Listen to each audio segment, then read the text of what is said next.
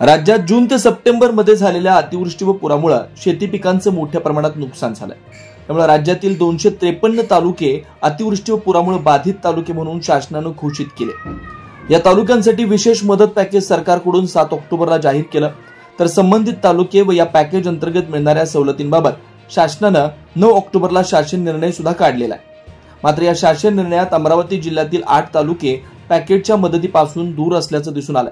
अमरावती जिल्ह्यातील Daryapur, Anjangaon, Tiwasa, Dhamangaon railway, Achalpur, Chandur railway, Bhatkuli, Warud हे तालुके वगळण्यात आले। विशेष म्हणजे या तालुक्यात सततच्या मुसळधार पावसामुळे विविध ठिकाणी अतिवृष्टी झाली। यात शेती पिकांचे मोठ्या प्रमाणात नुकसान झाले। मात्र सरकारने हे तालुके वगळून शेतकऱ्यांची थट्टा केल्याचा आरोप आता होतोय। सरकारच्या निर्णयाच्या विरोधात आता अमरावतीचे खासदार बळवंत वानखेडे चांगलेच आक्रमक झाले। सरकारने शेतकऱ्यांना फक्त खोटं आश्वासन दिलंय। आम्ही शेतकऱ्यांच्या न्याय हक्कासाठी रस्त्यावर उतरू व येणारी दिवाळी ही काळी दिवाळी म्हणून साजरी करू, अशी संतप्त प्रतिक्रिया खासदार बळवंत वानखेडे यांनी दिली आहे। सरकारचा पुन्हा एकदा लबाडपणा लक्षात आलेला आहे।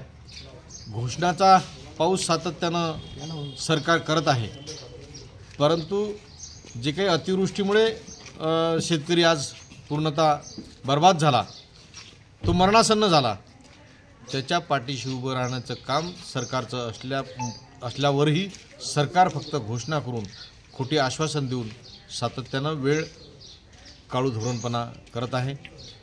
आज पॅकेज जाहीर झालं, सातत्यानं संपूर्ण महाराष्ट्रातच पाऊस आहे। कुठं अतिवृष्टी झाली, कुठं सतत पाऊस आहे, कुठं खरडून गेलं, परंतु शेतकऱ्यांच्या सगळ्याच भागात नुकसान आहे। मग अमरावती जिल्ह्यातील काही तालुकेच घेतले, बाकी दर्यापूर, अंजनगाव, अचलपूर, चिखलदरा, तुमचं वरुड, मोर्शी, नंतर चांदूर रेल्वे, धामणगाव रेल्वे हे का नाही घेतले? इथं पाऊस झाला नाही का? इथं शेतीचं नुकसान झालं नाही का? शेतीचं सार्वत्रिक नुकसान झालेलं आहे।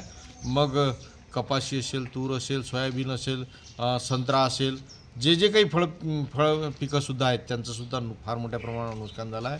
शेतकऱ्यांच्या पाठीशी उभं राहणं गरजेचं असताना हा भेदभावात्मक वेगळ्या प्रवृत्तीनं फक्त काही तालुकेच त्यांनी घेतले।